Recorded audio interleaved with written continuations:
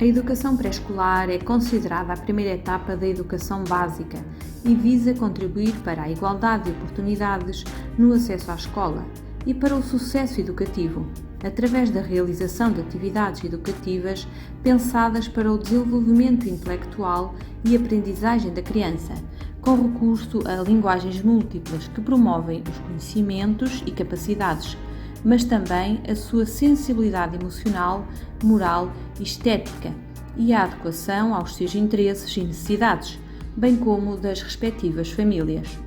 Venha conhecer um pouco melhor Nuno Gonçalves, pai, educador de infância no Centro Social e Paroquial de Chaves. É também professor de Educação Especial, especializado no âmbito da intervenção precoce e no domínio cognitivo-motor. Tem também um mestrado em Educação Especial. Foi reconhecido com uma menção honrosa nos prémios do Global Teacher Prize 2023. Venha connosco de mãos dadas conhecer e perceber a importância do pré-escolar. Bom dia, sejam bem-vindos ao De Mãos Dadas, programa dinamizado pela Associação de Pais e Encarregados de Educação do Agrupamento de Escolas de Ocão. Hoje, neste programa, vamos estar à conversa com Nuno Gonçalves. Pai, educador de infância no Centro Social e Paroquial de Chaves, é também professor de Educação Especial, especializado no âmbito da intervenção precoce e no domínio cognitivo-motor. Tem também um mestrado em Ciências de Educação Especial. Recebeu uma menção honrosa nos prémios do Global Teacher Prize 2023. Ora bem, Nuno, agradecemos desde já ter aceito o nosso convite para estar aqui com a Associação de Pais no nosso programa De Mãos Dadas. Bem, e sendo assim, o solicitamos ao nosso convidado que faça uma breve apresentação aos nossos ouvintes. Toda a gente deve querer saber quem é o Nuno. Então, bom dia a todos. Eu começo por cumprimentar, felicitar e agradecer à Universidade FM o convite que me endereçou para poder estar aqui e partilhar convosco parte do meu percurso vivido e sentido na educação e particularmente na educação de infância.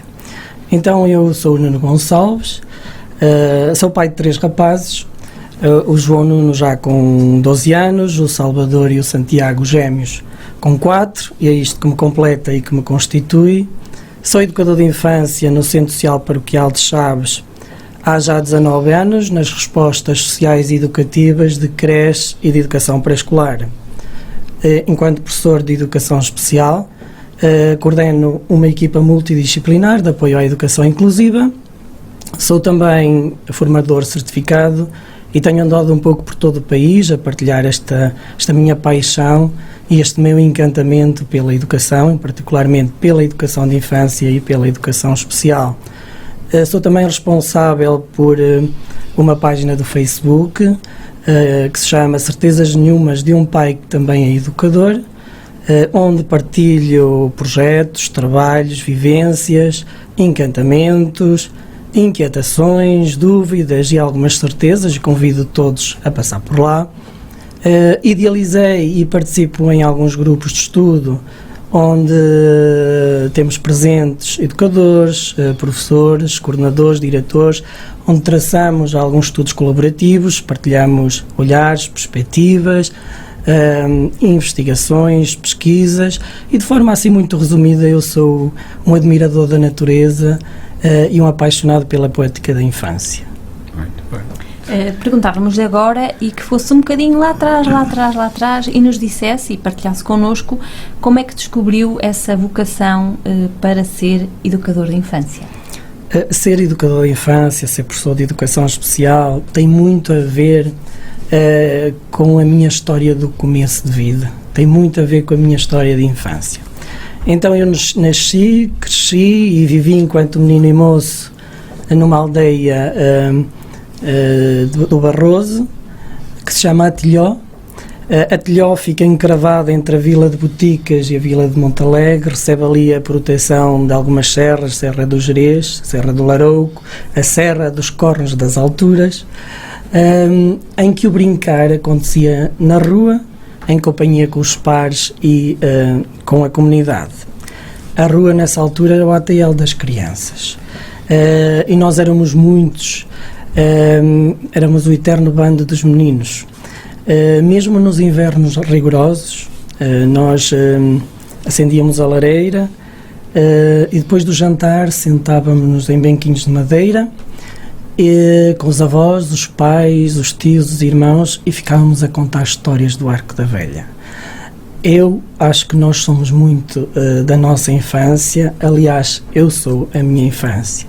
E da minha infância eu lembro um grande amigo, um menino com necessidades muito específicas, com características muito especiais, que todos os dias chegava à escola montado no seu cavalo imaginário e que atrelava minuciosamente ali no grande portão da escola. Curiosamente, quando os colegas tentávamos subir este cavalo imaginário deste nosso amigo, ele olhava-nos incrédulo e até com ar de assustado e dizia-nos: isto é só brincar. Portanto, isto interpelou-me, isto marcou-me profundamente, e quando me faziam aquela pergunta clássica: o que queres ser quando fores grande? Eu respondia nessa altura, com 8, 9, 10 anos, convictamente: eu quero ser professor para ajudar as crianças. Então eu fiz todo o meu percurso escolar, primeiro nos Pisões, na telescola, mais tarde na escola secundária Dr. Bento da Cruz, em Montalegre, e aí eu aprendi que Barroso é um paraíso único, ou talvez dos poucos que existe à face da terra. Palavras inspiradoras do Dr. Bento da Cruz. Aos 19 anos eu fui honrar então a minha convicção de infância e fui para a Escola Superior de Educação de Bragança a tirar o curso de Educação de Infância, aí que eu me formo educador, orgulhosamente educador de infância, com a convicção que serei educador de infância o resto da vida. Portanto, eu termino o curso em junho e sou convidado pela grande e saudosa irmã Elizabeth Veiga para começar a trabalhar no Centro Social Paroquial de Chaves. E aí eu encontro uma equipa extraordinária, uma equipa super reflexiva, crítica, que refletia nas suas práticas, abertas a fazer uma nova caminhada. No entanto, eu também percebo que a formação inicial nem sempre se constitui como um verdadeiro momento de aprendizagem significativa. Eu passei horas a planificar e a decidir sozinho o que as crianças tinham que fazer, até tudo isto me começar a inquietar e a interpelar, principalmente com aquilo que eu valorizava e que via valorizar na educação das crianças. A falta de intencionalidade educativa, a desvalorização da ação das crianças, os rituais, a uniformização dos processos, tudo isto me inquietou. Eu tive que parar, tive que continuar a minha formação, tive que me ressituar, tive que dialogar com diferentes pedagogos, e John Dewey na altura foi uma inspiração. Eu tive que redescobrir a pedagogia do brincar. E quando eu estou nesta atitude, nesta posição de adulto, a pensar em estratégias de trabalho com as crianças, eu faço uma conexão com a minha infância, com toda a minha história de vida, e penso no quanto eu fui feliz a brincar. Portanto, o brincar é isto, o brincar é vida, o brincar é o eixo central da educação de infância. O brincar é uma linguagem, a grande linguagem através da qual a criança melhor se expressa. Há um grande mestre, o grande Loris Malaguzzi, o impulsionador da abordagem de Reggio Emilia, que nos dizia que quando uma criança brinca, aciona uma série de linguagens, as múltiplas linguagens que ampliam a possibilidade do pensamento divergente, que ampliam a possibilidade do pensamento plural. Portanto, nós temos muito um clichê, nós escola, nós professores, educadores, a sociedade, os pais, que brincar é muito importante. Mas quando temos a oportunidade de operacionalizar, de pôr em prática, o que é que acontece? Nós substituímos todo este brincar das crianças a aulinhas, a tarefinhas que pouco dizem às crianças. Porque nós sabemos que o desenvolvimento intelectual é fortalecido quando as crianças têm oportunidades frequentes de falar e fazer coisas que sejam importantes para elas. E o que é importante para uma criança é brincar. Porque o brincar é este laboratório embrionário de cidadania. Aqui descobre-se tudo. As relações, as interações. Nós sabemos que, mesmo não falando a mesma língua, as crianças encontram-se pela primeira vez e começam a brincar. Isto é criar relações. Estamos aqui no coração da pedagogia, tal como um dia a professora Júlia Formosinho tão bem nos falou. Para haver a relação tem que haver encontro. Encontro com os pais, com os adultos, com o património, com a cultura, e brincar é isto tudo. Dialoga com a matemática. Dizia-me o João, de 4 anos, há relativamente pouco tempo: olha, Nuno, eu preciso de passar com o meu caminhão por cima da caixa de areia, mas repara que eu não quero que o caminhão toque na areia. Então eles começam a apresentar as soluções, as hipóteses, as teorias provisórias que nós aproveitamos para a planificação. E começa ele a construir toda uma ponte com algumas tábuas, com alguns suportes, para que o caminhão dele não tocasse na areia e passasse exatamente para o outro lado. Estamos na matemática, e depois traz-nos as palavras, o português, dialoga com as ciências, dialoga com a física, com a química. Foram tantos os mestres que nos falaram na importância do brincar, desde Freud, a Erikson, a Winnicott, ao professor Carlos Neto, à professora Tizuki Kishimoto. Todos eles foram unânimes em considerar que o brincar é uma experiência humana fundamental. E nós, escola, especialmente nós, escola da infância, nós temos que resgatar o brincar. Muito bem. Tenho que agradecer. Força. Deixa-me só perguntar aqui um bocadinho na sequência daquilo que falou. Quando é que percebeu que era preciso refletir? Foi depois de dar as suas de ser professor e de ter experiência de 1 ano ou de 2 e de perceber que faltava ali qualquer coisa, alguma ligação entre aquilo que se queria e aquilo que os meninos estavam a receber ou podiam receber? Quando é que essa reflexão que surgiu dentro de si se deu? Passado com certeza alguns anos, não foi logo no início, não é? Mas foi efetivamente ao perceber que a minha formação inicial não tinha sido suficiente. Eu terminei o curso e comecei a trabalhar e a fazer o que as paredes das colegas me ofereciam, efetivamente. Eu tive que fazer uma reflexão profunda, tive que encontrar a pedagogia da escuta. A escuta no verdadeiro sentido observacional da palavra, de que tão bem nos fala Peter Moss. Esta escuta sensível que nós educadores temos de aprimorar. Nós temos que perceber a gramática da linguagem das crianças através das múltiplas linguagens, estando lado a lado da criança, não no sentido do igual, mas aquele que é o companheiro mais experiente, aquele que está em parceria, aquele que humildemente percebe os interesses, as necessidades e as preocupações das crianças. E quando chegamos a este nível, percebemos que elas têm que ser escutadas, e o que verdadeiramente interessa a uma criança nesta faixa etária é brincar. É um olhar efetivamente diferente, é um olhar que muda as nossas concepções de infância e de criança. Olhar para a criança como um ser ativo na construção do conhecimento, com direito à participação, à criação, à construção do significado. Olhar para a criança como cidadã competente, com agência, que para aprender não precisa de uma orientação demasiado dirigida por parte do adulto. O adulto, enquanto mediador, enquanto agenciador, aquele que promove a agência, deve também partir das propostas das crianças. Percebendo sempre os interesses, as necessidades, as preocupações, indo de encontro ao que eles realmente querem. Nós começamos o nosso dia a perguntar o que vamos fazer hoje. É a voz das crianças no planeamento. É um exercício de democracia, é um exercício de cooperação, de negociação, em que ouvimos as propostas das crianças, em que eu trago as minhas propostas. As minhas nem sempre são vivenciadas, as deles nem sempre são todas concretizadas, porque vivemos em grupo e temos que negociar. Depois chegamos ao final do dia e é perceber o que cada um fez, o que sentiu, através de diferentes linguagens. Cada um expressa-se de maneira diferente, mas apresenta efetivamente o que fez durante o dia, que projeto desenvolveu, o que é que ainda falta fazer, o que gostava de continuar no próximo dia.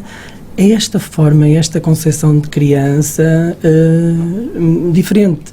Tem muito a ver, se calhar, com a forma como eu olho para as crianças, num profundo respeito pelas crianças e pelas infâncias, num envolvimento profundo e respeito profundo com a família e a comunidade.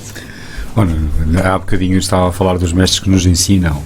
Eu tenho 2 mestres em casa também, são os meus pequenos, e a Ana também.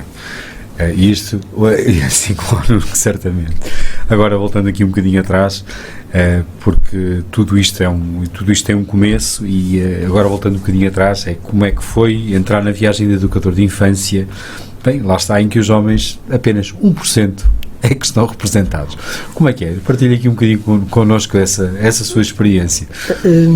Quando eu comecei a trabalhar, eu fui agradavelmente surpreendido pela receptividade das crianças, concretizadas no afeto, portanto, no carinho, no queriam um colo, nas interações verbais, nos contactos visuais, beijinhos, colinho, etc. Da parte dos pais, eu notei assim alguns olhares incrédulos e até assustados de estar um homem onde era suposto, ou até então estavam mulheres.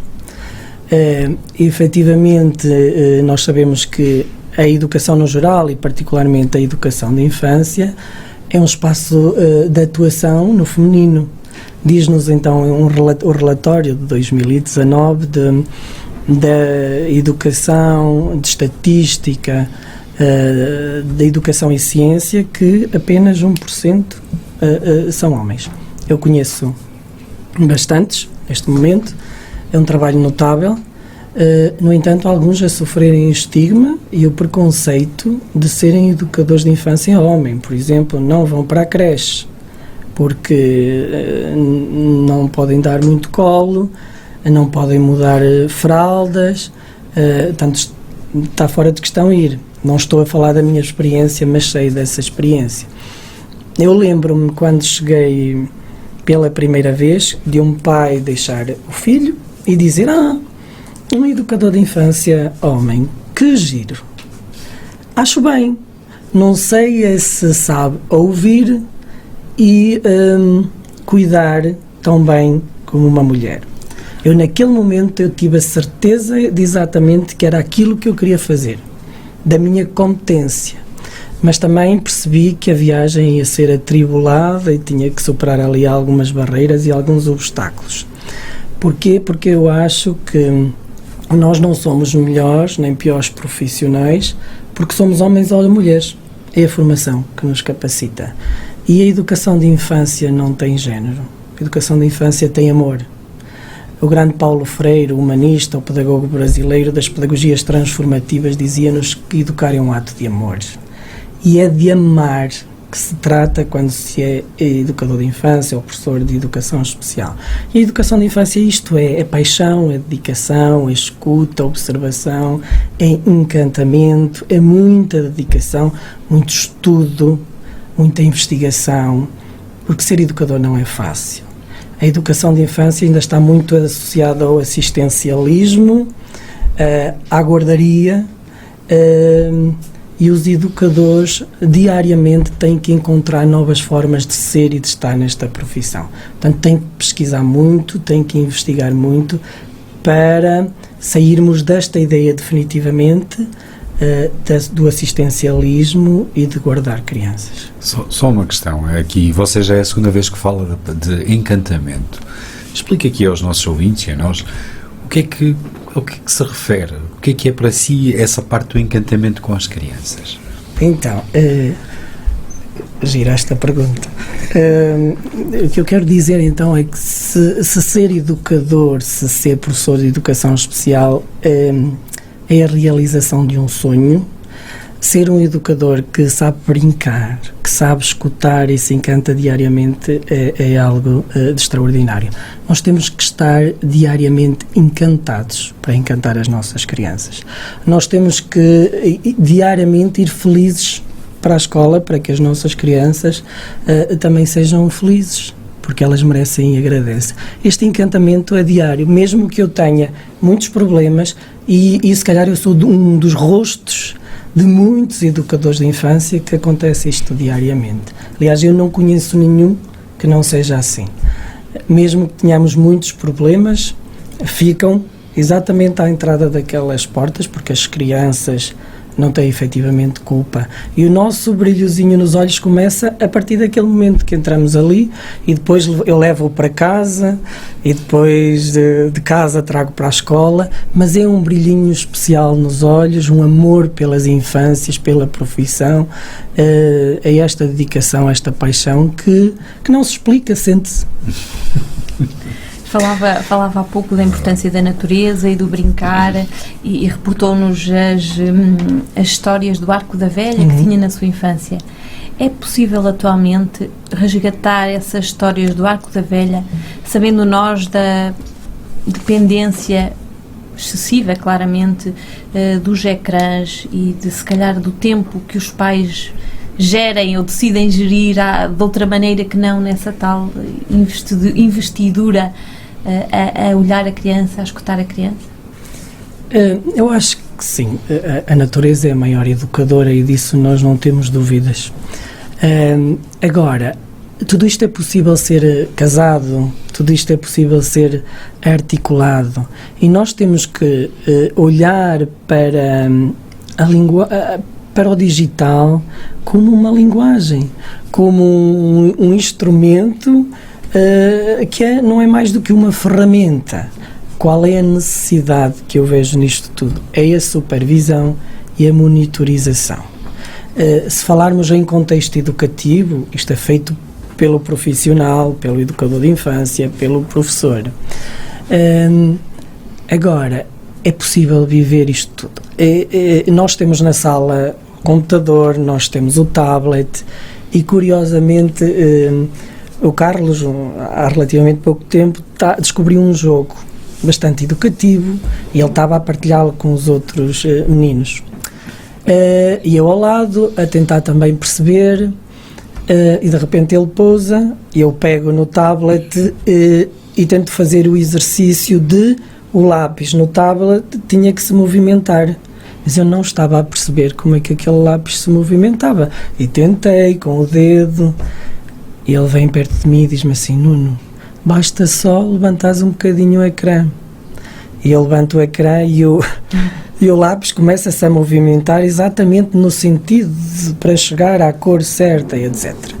Portanto, há crianças que efetivamente têm este contacto diário com o digital. Mas nós temos que perceber que há um outro grupo de crianças que não tem. Como é que este grupo pode enriquecer aquele que não tem? Porque cada um tem as suas experiências, as suas vivências.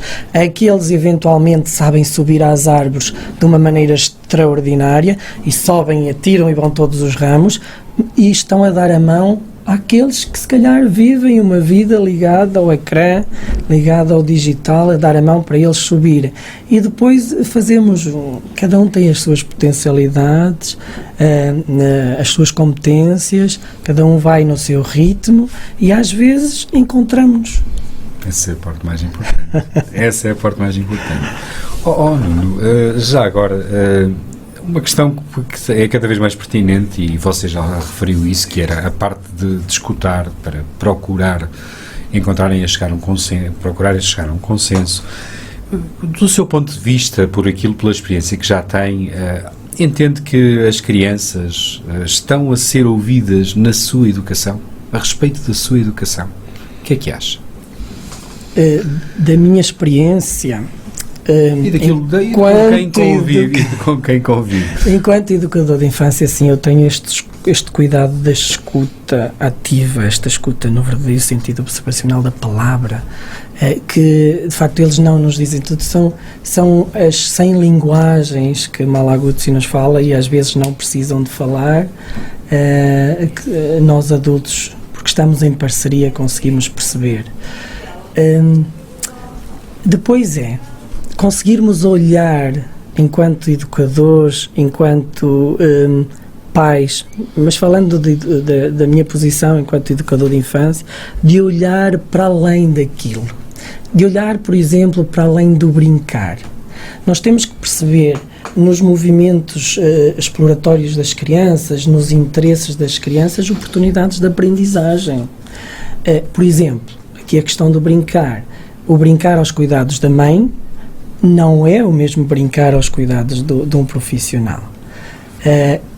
Eu às vezes corro determinados riscos, é verdade, mas gosto de adjetivar e eu chamo de brincar qualificado, que não é um brincar que escolariza, mas também não é um brincar abandonado, é um brincar que tem enredo, é um brincar organizado. Portanto, se nós pensarmos nas dimensões da pedagogia, especialmente nas 3 grandes variáveis de tempo, espaço e materiais, nós estamos a qualificar o brincar dentro deste espaço educativo. Se eu dou tempo para a criança brincar,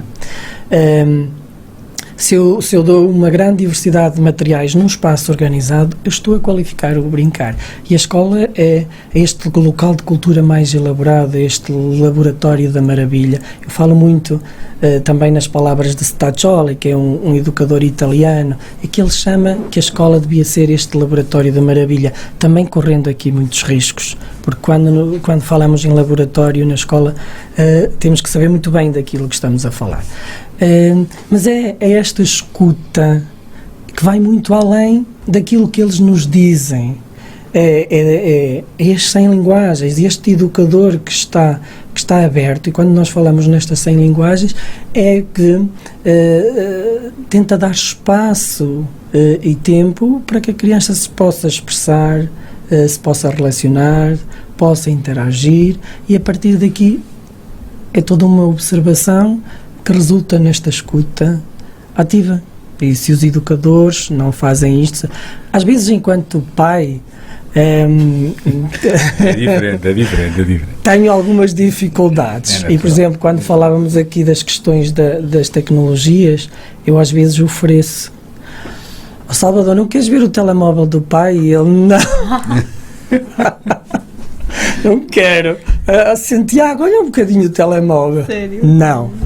Preferencialmente brincadeiras entre os dois, e arriscadas muitas vezes, que se calhar estar ali um bocadinho no telemóvel fazia-me também muito bem a mim, para sossegar um bocadinho. No decorrer da sua conversa e na forma como nos transmitiu as suas práticas, eu sinto, e é a minha opinião pessoal, um desfazamento completo daquilo que se pratica no primeiro ciclo, no segundo ciclo. Como é que vê? Como é que encaixa? Como é que sente? É porque, de facto, é muito importante ouvi-lo e escutá-lo, e depois olhamos para a minha escola e... Primeiro, aprendi desde muito cedo com os melhores, não tenho dúvidas. A Loris Malaguzzi dizia-nos o seguinte: desde que a educação de infância seja de qualidade, quando não é benéfico, como é altamente prejudicial, mas se a educação de infância for de qualidade, não há nenhum professor nos outros níveis de ensino que vá desfazer, digamos, que todo o trabalho que foi realizado ali. Eu gosto especialmente dos 0 aos 3 anos, gosto especialmente da creche. Os 3 primeiros anos de vida são cruciais em termos de desenvolvimento e crescimento. A ausência de intervenção nesta faixa etária é um verdadeiro desperdício de oportunidades de aprendizagem. As crianças acabaram de chegar ao mundo e elas carregam a novidade. E o brincar é esta forma que elas têm de interpelar o mundo, de descobrir o mundo. Efetivamente, o Governo tem feito um trabalho notável nesta área dos 0 aos 3 anos, inclusivamente tem aumentado a resposta, as vagas. Agora, eu acho que tão importante como aumentar estas vagas, a resposta é perceber que tipo de educação nós estamos a oferecer a estas crianças, que não é a mesma que oferecemos na educação pré-escolar, não é a mesma que se oferece no primeiro ciclo. Portanto, temos que capacitar os profissionais para que percebam das pedagogias de creche. A educação do pré-escolar não é a mesma do primeiro ciclo. Portanto, eu acho que os ciclos estão feitos ao contrário. Em vez de ser o primeiro ciclo a dar continuidade ao processo educativo iniciado no jardim de infância, muitos jardins de infância estão a produzir as crianças que a escola do primeiro ciclo encomenda. Ou seja, é importante que elas estejam sentadas, porque no primeiro ciclo vão estar muitas horas sentadas, e não é verdade. É importante que saibam as letras e até dizer o nome de todas as letras, e não é verdade, e até nem sei se a escola do primeiro ciclo quer isto. São etapas diferentes. Eu conheço o trabalho de primeiro ciclo de professores absolutamente notável, que trabalham, por exemplo, dentro do movimento Escola Moderna, e que fazem um trabalho absolutamente extraordinário. E depois conheço outras respostas que, do meu ponto de vista, são muito pobres. Talvez a educação que nós tivemos de primeiro ciclo, bem lá atrás, continue a existir. Mas pronto, há todo um currículo, todo um programa que os educadores de infância não têm que seguir. Portanto, os educadores de infância têm um instrumento que se chama Orientações Curriculares para a Educação Pré-Escolar, que no fundo são, tal como o nome indica, um conjunto de orientações que permite ao educador construir e gerir o currículo. O educador é construtor e gestor do currículo. As orientações curriculares, para mim, são o melhor documento que eu já li sobre educação de infância, bem estruturado, bem fundamentado cientificamente, com indicações claras para os educadores sobre intencionalidade, um documento construtivista, socioconstrutivista, participativo, que eu aconselho todos os níveis de ensino a fazerem a leitura. Aliás, o nosso Ministro da Educação, o Dr. João Costa, na altura Secretário de Estado, ele escreveu o preâmbulo e disse, está lá no preâmbulo das orientações curriculares, que todos os níveis de ensino deviam aprender com a educação pré-escolar. No que respeita à flexibilidade, à participação, à cooperação, às negociações, quando quiserem aprender sobre isto, venham à educação pré-escolar. Eu, por acaso, sou da ideia de que todos aprendemos e que os níveis de ensino se deviam juntar mais para esta articulação, para esta transição, suavizar, quer da creche, da família para a creche, quer da creche para a educação pré-escolar, e por aí adiante. Bem. Ora bem, Nuno, o tempo está a voar e nós temos que aqui ajustar um bocadinho a nossa entrevista. Realmente é verdade, nós somos um país que temos muitas coisas bem escritas no papel, mas depois a prática é uma realidade complexa. E é por isso que estamos aqui a fazer todo o gosto em ouvi-lo, porque necessitamos efetivamente de ter uma perspectiva diferente sobre o ensino pré-escolar, que é necessário, e os pais têm que se consciencializar de que é nessa fase de que uma criança, até o cérebro é quando cresce mais, não é? E todas as ligações neuronais são feitas principalmente nessa altura. Agora, relativamente a isto, eu gostaria de que partilhasse connosco e com os nossos ouvintes quais são as suas práticas diferenciadoras que o conduziram até à menção honrosa nos prémios do Global Teacher Prize 2023. Partilhe aqui um bocadinho connosco. Sim, partilho. Mas antes, só fazer aqui um acrescento, um parênteses. Infelizmente, há muitas escolas superiores de educação, há muitas universidades que no seu corpo docente não têm educadores de infância enquanto professores de futuros educadores de infância. E isto parece-me surreal. Como é que não está alguém que esteve no terreno, que esteve no chão da escola, que viveu, que se encantou, que se maravilhou, que descobriu tudo aquilo no terreno, que não está a passar esta mensagem, que não está a tocar futuros educadores de infância? Eu lamento, mas eu conheço muitas escolas que não têm... Mas no ensino superior, ou não tenho a dizer, pela minha parte, e acho também pela parte da Ana, todos passamos por isso. Tivemos professores que efetivamente eram muito bons a escrever artigos científicos, sim, não é? Pronto. E a fazerem teses, mas depois a transmitirem e a tal, aquilo que você disse, a vivência, trazer a parte prática para dentro da universidade, para dentro do ensino, Há um desfazamento muito grande, infelizmente, mas isso é uma característica do nosso país. É mesmo. Então, relativamente ao Global Teacher Prize, assim de forma muito resumida, o que é o Global Teacher Prize? Portanto, é um concurso que ano após ano honra e considera os professores, premiando, digamos que um dos professores inspiradores. Assim, a nível mundial, este concurso é promovido pela Fundação Varkey, uma fundação sediada nos Estados Unidos da América e que depois tem várias ramificações pelo mundo. E parte de uma premissa absolutamente sui generis, que é, portanto, uma família cujos avós eram professores que fizeram uma fortuna na educação e esta família põe a fortuna à disposição da sociedade. Tentam então perceber onde é que podem efetivamente ajudar e percebem que os professores, de uma forma geral e pelo mundo, perderam alguma valorização e reconhecimento. Então eles querem ajudar nesse ponto. Ou seja, se há menções, galardões para a economia, para a paz, os prémios nobres, para a paz, porque não para a educação, onde se fala positivamente dos professores, onde se reconheça o trabalho, os projetos e até muitos deles quanto inspiram colegas e futuros alunos. Bem, comigo tudo começou porque parece que eu fui recomendado por alguém da minha comunidade educativa como sendo um dos melhores professores. Depois, mais tarde, percebi que foi por pais, encarregados de educação, por antigos alunos e por colegas.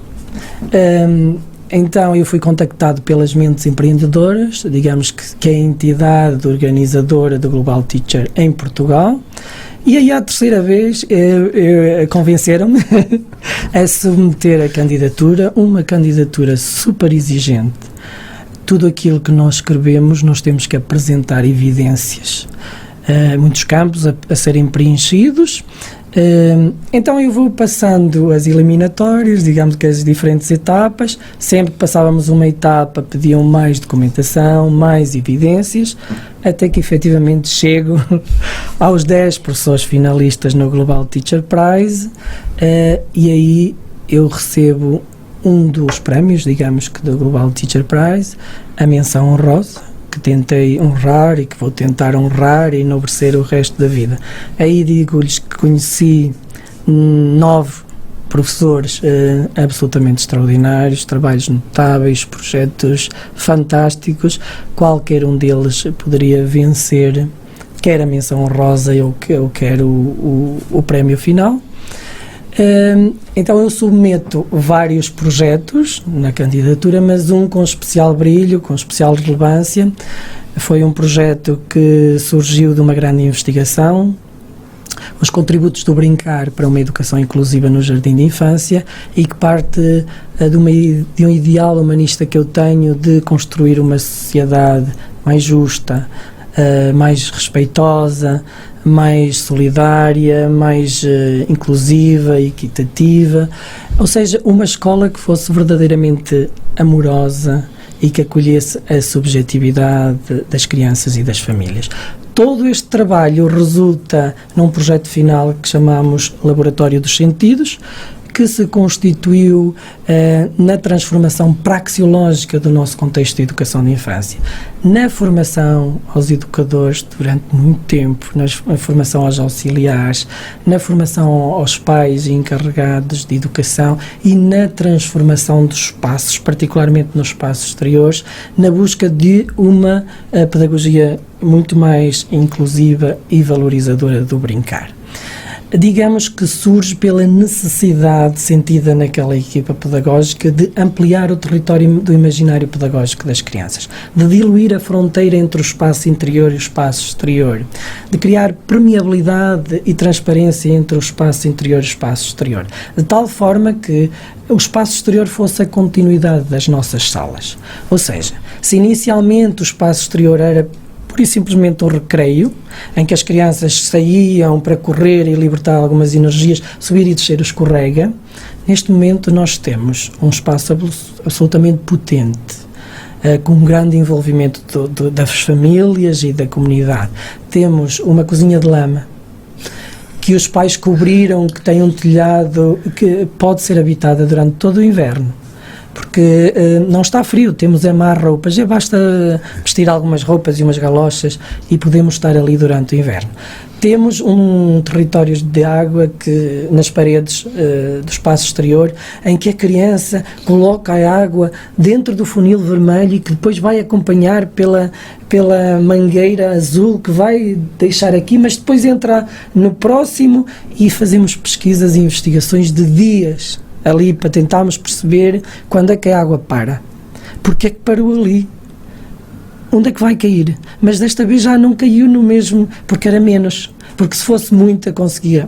Temos a grande caixa de areia que de manhã abre, tem uma tampa e que se transforma em bancos, e depois à noite fecha para os animais não passarem por ali. Temos uma horta pedagógica, um grande ábaco na parede, temos os circuitos dos pneus, temos uma casinha musical com instrumentos convencionais e não convencionais, portanto um espaço que potenciou o brincar e disparou os processos de aprendizagem e desenvolvimento, e foi isto que foi efetivamente avaliado. Estamos um bocadinho sem palavras com esse Eu, a cozinha de lama. Ficou. Top. Estamos mesmo quase a terminar, mas queria uma referência sua à educação especial, quer pela sua formação, quer também pelas suas práticas. Como é que se sente a educação especial e como é que está a ser? Quem ganhou este concurso, curiosamente, foi a minha amiga Ana Muniz, uma professora de educação especial. Ela ganha o Global Teacher Prize. Ela faz um trabalho notável com crianças com necessidades muito específicas, do 0 ao 12º ano, com crianças especialmente com trissomia 21 e com autismo com níveis profundos. A minha experiência, portanto, o meu caminho para a educação especial foi quando eu não conseguia perceber alguns comportamentos das crianças, portanto eu tive necessidade de fazer formação. Não tinha o intuito de um dia ir trabalhar no 910, que será a educação especial. Não, essa não foi inicialmente a ideia, não está posta de parte, mas o meu trabalho neste momento na educação especial é coordenar uma equipa. E a equipa multidisciplinar de apoio à educação inclusiva dentro de uma escola funciona como um drone, para termos uma imagem, para tentarmos perceber todas as questões da inclusão. E as questões de inclusão dentro da escola vão muito além da inclusão de crianças com necessidades específicas, mas é a inclusão do mundo, a inclusão independentemente da nacionalidade, da orientação sexual, da religião, da cor, do género, etc. É incluir o mundo, e esse é o meu grande trabalho dentro da escola. Muito bem. Ora bem, que experiência pode partilhar connosco pela sua simplicidade e beleza que o tenha marcado aqui connosco? Sem dúvida que é esta experiência do brincar. E assim terminando, dizer-vos que o meu maior prémio eu tenho diariamente, quando eu percebo que as crianças estão felizes, que as crianças estão livres, autónomas, solidárias, capazes. Mas quando um júri, quando uma equipa absolutamente competente reconhece e considera a qualidade e a especial relevância do nosso trabalho e nos atribui uma distinção, é motivo de enorme regozijo. E isto só é possível tendo em conta a minha equipa absolutamente extraordinária, que encontra diariamente novas formas de ser e de estar na educação, que voa diariamente neste maravilhoso mundo da educação da infância, por ter pais encarregados de educação que diariamente participam na vida da instituição, por ter uma comunidade participativa e uma direção que acolhe as nossas ideias, que apoia, que potencia e que amplia no sentido da melhoria contínua. E destacando aqui, destacava exatamente este trabalho de equipa da minha equipa Centro Social Paroquial de Chaves. Ali é a minha casa, é a minha segunda família, primeira, terceira família, é ali que eu vivo a maior parte do meu tempo e é ali que eu visto a camisola. Muito bem. O tempo voou e agora, para fecharmos mesmo, gostaria que deixasse uma mensagem aos pais, aos meninos, às crianças que nos estão a escutar, uma mensagem que lhe faça sentido partilhar connosco. A mensagem que eu posso deixar neste momento e depois de tudo aquilo que eu disse é que brinquem muito e que sejam muito felizes a brincar. Pais, brinquem com os filhos com tempo. Eu neste momento considero que o tempo das crianças, o tempo das infâncias, não é o tempo dos relógios, não é o tempo dos adultos. Eu neste momento com os meus filhos, especialmente, eles às vezes zangam-se um bocadinho comigo porque eu não tenho tempo para brincar com eles, mas acho que estou em paz com esta questão do tempo, porque vivemos juntos, vivemos este tempo de qualidade.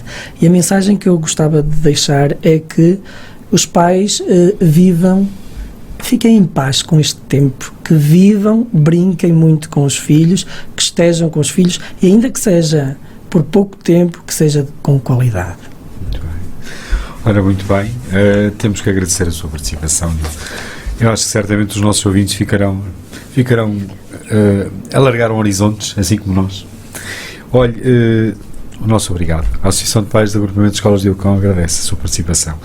Ora, a educação pré-escolar é considerada a primeira etapa da educação básica e visa contribuir para a igualdade de oportunidades no acesso à escola, bem como para o sucesso educativo.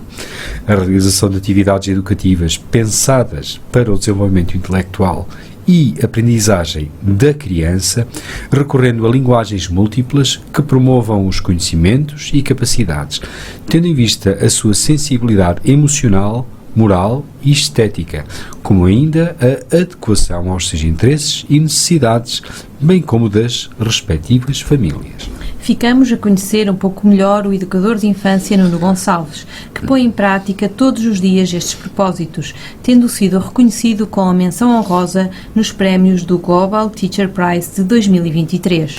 Ora, acompanhe os nossos programas na Universidade FM e venha de mãos dadas ouvir, partilhar e assim também contribuir para a melhoria da educação.